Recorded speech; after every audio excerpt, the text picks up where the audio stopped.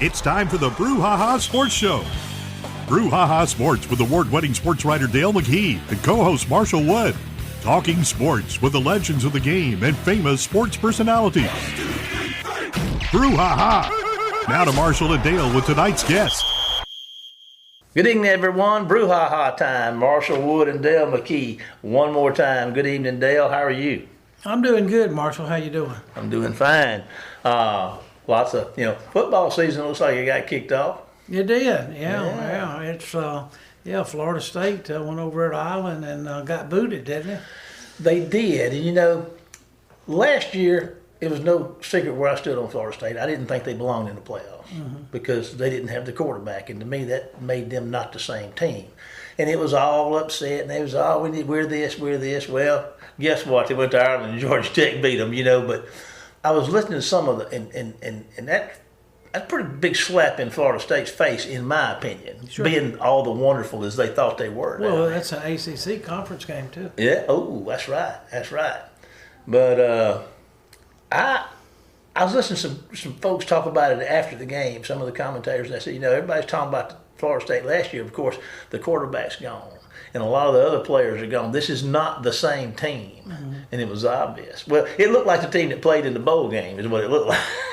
Well, I hate that for them. Yeah, that's just one less to worry about. Yeah, for Ole Miss to get in. The thing about it is that the way the playoffs are this year, and you want to be one of the 12 best. First of all, are you going to have to run up the score to get up in the top 12? Are you is 2 losses is definitely going to put you way your odds of getting into the playoff are going to be pretty bad, but you better than they have been. Yeah, but you could be 9, 10, 11, or 12 in the playoffs. Yeah, and not host. Yeah. I think everybody wants to host. I think Ole Miss fans, they're just they had something on. I was reading the other day that wouldn't it be great if Ole Miss would host Penn State, December the 21st in Oxford? Just think about what excitement it would be in the vault. Yeah. All that kind of stuff. So anyway, I'm looking forward to this season. A lot of changes. Yeah. But we got a great guest tonight. Tell us about our guest. And he's going to tell us a lot about it. Well, he's a national college sports writer. Oh. And he's based out of Birmingham. His name is John Talty, I believe. Talty, folks. Okay. And so he's going to talk to us about college football. Okay. Well, I'll tell you what, college football is a big thing. So let's take a break here from a sponsor and come back with that guy. What do you say? All right, sounds great. All right, folks, hold on. We're going to hear from a sponsor, and Dale and I'll be right back after this message. Phillips Building Supply in Laurel, your hometown building supply store since 1954. We are locally owned and pride ourselves on helping our customers find exactly what they need. From foundations to roofs to doors and windows, Phillips has it. For tools, hardware, lumber, and plywood, visit Phillips Building Supply. All right, welcome to the show, John. How are you today, John? Great. Appreciate you having me on. Well, hey, we appreciate you. Why don't you tell our listeners a little bit about your background into sports and what you're doing and what you're up to now? Yeah, so I've been doing this for 20 plus years at this point. Started covering recruiting, and I've now been covering college football in some capacity for 12 plus years. A lot of it based in the South and the SEC, and my current role is I'm a national college sports reporter for CBS Sports and 24/7 Sports. So my scope has expanded a bit to more of a national look, but just a lot of college sports, and spent a couple of years in Mississippi covering college football. So it's always been special in my heart. Well, tell us your thoughts about this. We've had a lot of changes in college football. We've had people jumping conferences, and of course the Pac-12 is basically just a two-team dance now.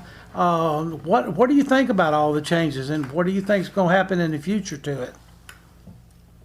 It's been a tremendous amount of change in college sports, especially in the last 4 to 5 years, and it's a big reason, why my co-author Armin Katane and I, wanted to write a book, which we ultimately called The Price, just about kind of what's happening inside college football right now. So if you kind of go back to 2020, you start there, just from COVID-19 pandemic and how that impacted the sport and all the challenges that came with that. Then name, image, and likeness going into effect, the transfer portal really taking off, and then conference realignment, which is had a major impact. All those things all kind of hitting around the same time has just forever changed college sports. We've seen just major changes in a variety of ways, and it's not going back. There might be people who don't like that players get paid and are uncomfortable with it, and I understand that, but it's not changing. It's only going to become more and more of a professionalized sport with the way that it's trending, and I think that's hard for people sometimes to get their heads around, but that's where we're at. And just introducing that amount of money through NIL has really changed, I think, college football, and I think we're really going to see that impact, especially this year, which feels like probably one of the most wide open college football seasons that I can think of, at least on paper, before we really kick off here in a couple days. This is Marshall. John, I wanted to ask you, we talk about the changes, and we're looking at the transfer portal. You mentioned that. We got a game coming up with Georgia and Clemson.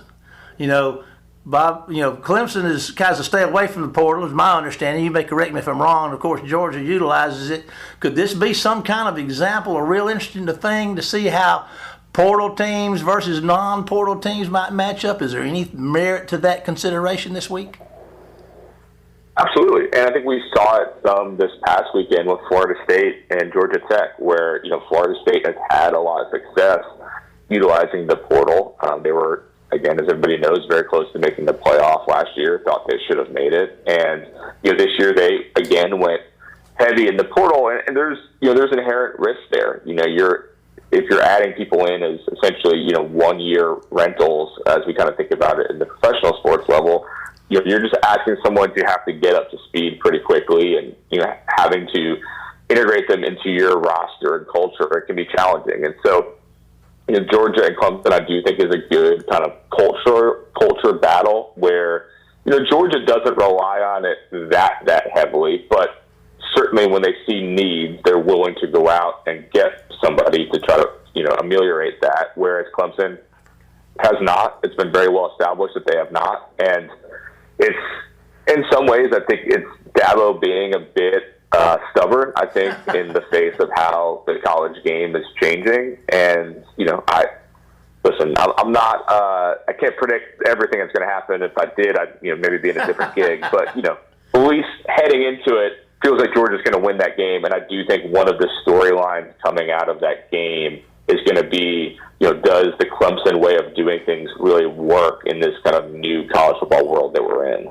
Well, you've got a rosters consideration, you got team consideration, and somebody may have the best roster, but might not necessarily have the best team. I'm sure you know what I'm trying to say. Certainly, and I think one of the things that I think also in this kind of current era, again, we just talk so much about money, and I think one of the big storylines, starting this college football season is Ohio State's athletic director talking about how they spent $20 million in NIL money on their football team, and that's an incredible amount of money, and that should buy you an incredible team. But again, as someone who's pretty familiar with professional sports, I've seen the New York Mets spend a lot of money on their teams, and it doesn't guarantee wins. And so just because you have money and can spend it doesn't guarantee, like you said, the best team. And I think one of the inherent challenges of this, era is trying to navigate those issues that haven't been there, which is this guy's making more than me, and I don't like that. And I think that we saw that early on. Miami's one that we detail in the book, where you're paying these freshmen a good amount of money coming in as 18-year-olds. They're not starting, and then you got maybe your fourth or fifth year senior who's starting and getting paid less than the incoming kids. And that led to some roster issues, and that's something that is a new challenge that these coaches are having to deal with, but it's real, and it's something that impacts them probably almost every day. Well, this is Dale again, John. We have a coach over here in Mississippi that is, he's been called the king of the transfer portal. And I think a lot that you brought up in your conversation with Marshall was about, can he bring all this together and make it an actual team. He's got a great looking roster and things like this, but he's got that NFL experience from and he's trying to run his program, from what I hear, almost like an NFL program. But in the future, do you think that this money will keep giving these kids, I read last week in Texas, high school players are now getting NIL money. We have a quarterback here at George County in Lucedale. This right now is a Notre Dame commit, and he's got a NIL deal too. Do you think this is how low will this go? Will this go to Pee Wee football? It just seems ridiculous to me that some of these colleges, Ole Miss and State. Let's be honest with you, live in Mississippi, they're going to be hard pressed to compete with a Georgia or a Texas or a Texas A&M or an Oklahoma, Alabama, just a few of those. What's your thoughts on the future of how these teams like an Ole Miss or State can compete? And is the Southern Miss kind of just left out of the picture with this? No offense to Southern Miss, but Southern Miss has been left out of the picture for a while now. Well, I understand they are probably they're probably one of the biggest losers of the conference realignment carousel, right? You guys know they were really good for a long time, and were in some ways on equal footing as some of the the Mississippi State and Ole Miss, and they're just in a different world now. The disparity in revenue is that large. I think for Ole Miss and State, we've seen them have success in the pre-NIL era. I can think back to the year that with Dak Prescott and Hugh Freeze at Ole Miss, where both of those teams were in the top 5. I think it's one of those things where maybe they can't always be a consistent contender, but you have, all right, maybe every 2, 3 years, 4 years, it's kind of breaks well where we can, ride the wave and really have momentum to be one of the top teams. And I think Ole Miss in particular this year has done a really good job of that, where they had a good core coming back. You have people like Jackson Dart, one of the better quarterbacks in the SEC, and you saw them say, all right, let's go all in. Let's try to really build a roster that can make a playoff run. And I think they're one of the most fascinating teams in college football for that reason, is that they really want to make a run. They think they have the chance to, and we'll see if it ends up happening. But I think that's going to be part of it. And then secondly, we're going to see likely salary caps start in the next year or so once the House settlement, which is expected to be approved, sets that up where schools can directly pay athletes. And I think that could level the playing field a bit too, where it's not purely just about whether you have the richest boosters. It might be more about, okay, like the NFL, everyone's under the same salary cap. So can you do the best job at evaluating talent and developing talent and all those different things? And so I think that's going to lead to a new, interesting kind of era of college football. But right now, you have to have NIL money, and I think Ole Miss has done a good job of that. It doesn't have the most, but this year in particular, it is at the higher end of an NIL spend, and I think it's reflected on the amount of talent they have on the roster.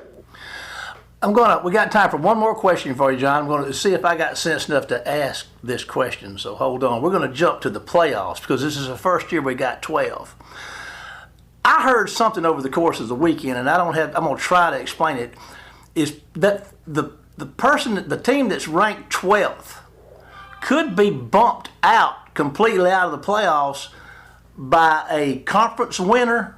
Are you familiar with what I'm trying to ask? Like a Boise State. Like a Boise State. Sure, yeah. So explain that to the group of five the group of 5 has an automatic bid under this current iteration of college football playoff, the 12-team version. So you could be number 12, but not get in depending on what the highest ranked group of 5 is. So it depends. We've seen to this point, one group of 5 team has made the playoff. That was Cincinnati a couple years ago. They snuck in, and so in that case, 12 would be fine. They would still be in. But I'll give you just an example. We'll use Southern Miss because you're in Mississippi. Southern Miss is, say, ranked number 22, but they're the top team in the group of 5, then, they would bump out number 12. So, it's going to come down the line. I'm sure as we have every year at the playoff, there'll be lots of complaining about that. But that is the reality of the situation. And, that was a key thing for the group of 5 conferences. They wanted access to the playoff. They wanted to have a shot to get in, and so they have that one guaranteed spot. And so we'll see. Boise State's the hot name. Liberty, that's another hot one. Yeah. But one of those type of schools will make it in this year. I appreciate you clarifying that for me, and I'm sure other folks too. Listen, we're out of time today. Listen, we have so many questions. You've done such a great job. Thank you so much, John, for being with us. I'm going to ask you to hold on for just a second. Dale and I are going to break to hear from one of our sponsors and be back with tonight's final segment right after this commercial break. Phillips Building Supply in Laurel, your hometown building supply store since 1954. We are locally owned and pride ourselves on helping our customers find exactly what they need. From foundations to roofs to doors and windows, Phillips has it. For tools, hardware, lumber, and plywood, visit Phillips Building Supply. Welcome back, everybody. Well, Dale, we didn't have him long. That guy's a pretty big deal, sounds to me like. I mean, 247 is something that we all know of, and he sure talks like he knows what he's talking about. Yeah, I've read some of his stuff, and he has stuff he's written. I say stuff, but stuff he's written, and he is very qualified to be on our show for sure. Yeah, he's probably overqualified. Yeah. Well, I don't know now. When they look at resumes, sometimes they bring people in and say, I'd like to hire you, but I think you're overqualified. Boy, don't you just love that concept? Yeah. You're overqualified. Oh, okay. I'm wanting to work for some amount of money. I mean, just anything. Yeah, $10 an hour. Yeah. Well, Dale, let's talk a minute. Okay. Can we talk here? Remember, Sure. Do you remember Joan Rivers? Can we talk? John Rivers. You remember her? She was a comedian. Yeah. Used to be on the Johnny Carson show. One of her favorite lines was, "Can we talk?" Yeah, can we? Yeah, let's talk, Dale. Me Goodbye, and you. Dale. Goodbye, Dale. Goodbye. No, you're jumping the gun, Dale. Oh, okay. Calm down. All right, okay. I mean, Okay. I know it's hot and everything. Yeah, it's just but just 100. Your sideline view. You familiar? That's that thing you write, and you've been asking some questions. Well, there's just a lot of questions to be answered. Let's just listen. I'm gonna read. This is your first question. Why is last year's national champion Michigan not getting a lot of respect in the preseason? Okay.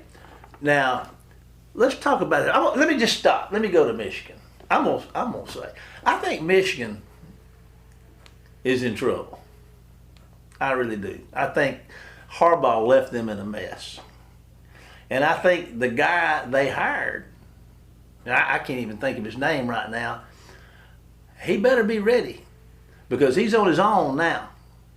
He's never been a head coach that I know of, particularly at a Big Ten school or a school like this, one of the greatest programs in the history of the sport. Because last year when he was serving as the head coach, stepping in there, he had Jim Harbaugh behind him all the way. It's going to be interesting to see how he responds it when he is the last line of decision making and defense for that program. Agree or disagree? I agree. I've even heard that the NCAA's been snooping around on him too. So they got some issues up there, and that may be part of it. But Ohio State is, like John said, they got a $20 million payroll. Yeah. I mean, they got a lot of, they are favorites to win it and probably be number 2 in the country right now behind Georgia. Yeah. Of course, that could swap at any minute. I want to follow up on something you said in your sideline view in respect to that question. You answered the question saying, they barely made the top 10. They're at 9, that being the Wolverines. Mm-hmm. The lowest ranking for a defending champion since 2011. So you go from 1 to 9. Michigan not getting a lot of love, and I can live with that. Yeah, but they may be around in December. They could be. They could be. I'm sure they got a good roster. You asked another question. You had several questions. This question: can number 4 Texas live up to their best preseason ranking in 15 years? Do you think they can, and why? Well, I think they're ready for the SEC, but I just don't know if they're ready for the whole journey. They're going well, they proved they were ready for it last year. Yeah, they're ready today. But will they, go through? There's no cupcakes in the SEC. Yeah. I guess you could say I guess you could say Vanderbilt is. But I don't care if Texas goes to South Carolina, they better be ready to play. Yeah. You know, they got 80,000 screaming Gamecocks over there. They ready to go. Yeah. You know, if you come to Mississippi State, you've got a bunch of cowbells ringing in your ear all day long. Yeah. So, you know, they're going to have some challenges. Of course, they opened with Mississippi State in conference play the last week of September over in Austin. So, you know, but I just wondered if they can hold up to, you know, injuries. Do they have enough depth for all this? You know, is a quarterback situation? Could there be a brewing controversy out there between Ewers and Manning? Yeah, Ewers and Manning. You know, there's always that. You know, if the first string quarterback doesn't play well, the fans are going to immediately at least say, well, we need to get Arch in there. We need to get him in there. So what do you do? So, you know, there's just all kind of things that go into it, you know. Yeah. So I am saying I'm not 100% sold on Texas. On Texas. Interesting. No, 100% sold on. Okay. Now, will they change my mind? I can tell you in December. Yeah, like you said, they're shuffling on into a full SEC schedule this year. That could make a difference. Good point, Dale. Sure. Your third question that you had outlined for us in the sideline view, and I like this, Dale. I want to salute you. I'm not saying this is necessarily not this particular question, but I mean the process. Is Boise State the best Group of 5 team, and will they secure an automatic playoff bid? We kind of talked about that a little bit with John, but you know. Yeah, they're gonna have to be ranked, you know, at a certain place. Well, and there's other teams out there too. Like you got a Liberty. Is you know, in last year you had like somebody like a James Madison. Yeah. I mean, I don't know that much about Boise State. I know that Utah and Boise State play good football. Yeah. But now I know there were some coaching changes out there, and I'm not sure if it was at Boise State or exactly where it was. They had a head coach that had Mississippi ties. Can't remember the young man's name now. He used to be quarterback coach down at Southern Miss. I think he was at Boise. But, you know, there's just but, you know, they play good football out there. Yeah. They do. You know, they really do, and they got that old blue field. That's the ones with the blue field, isn't it? Yeah, I saw. I like it. Meridian's got one of those now. Yeah, I saw one the other day that high school field had an orange field. I'm thinking this is ridiculous. That'll make a rule. You hear me? Green or not? You know, green or dirt, one or the other. So to answer your question, Boise State may or may not be one of the best Power 5 Yeah, teams. I think that'll just play out too. You know. Okay. Question number 4. Mm-hmm. Can Deion Sanders get Colorado to a bowl in year 2? Yeah, he could. You know, they might slip in there at 6-6, but I don't really think so. I don't think his, you know, you just can't come in and rebuild a 1-11 roster in basically a little over a year. Yeah. I just don't think you can. I think it's a process, you know. How many games did they win last year? 3? Yeah, they seem like they won the first 3, and then they kind of got in trouble. Yeah, they might have won 4. Yeah. But what I'm saying is that you're going to, you know, you got to take baby steps. Yeah. And I'm not. But, you know, anything can happen by getting 6 wins. You know, you might, the other team's quarterback name may not play that day, may got injured the week before, you know. I mean, there's all kind of things that go into it. If you're a bowl committee member, Dale McKee, and you're looking at a bowl eligible Colorado, how big a deal is that to you to get them into your bowl? Because is it a big deal or no little deal? Yeah, I think if you're one of the minor bowls, you definitely want Deion just for the name recognition and all the media that kind of surround him. Yeah. Now, they've got a tough opener. I believe they're playing either North or South Dakota State, and they were one of the top teams. You know, they won like maybe the national championship in that 1-2A, you know, AA they call it. Yeah. I'm not sure, but then he's got Colorado State. Colorado State don't like him. Not at all. No. You know, they had some controversy. Then he gets into Big 12 play, and you've got an Arizona State. You got And then you got Oklahoma State. I think Oklahoma State may end up winning the Big 12, and because they went 10-3 last year, and they beat Oklahoma in the last game of the year. Boy, they sure did, didn't they? Yeah, so they've got a good team. So I mean, it's gonna be a challenge for them to win 6 games. Okay, righty. I think it's going to be a tough pull, like you called it a challenge. I like that. It's going to be difficult to do. Sure. For them.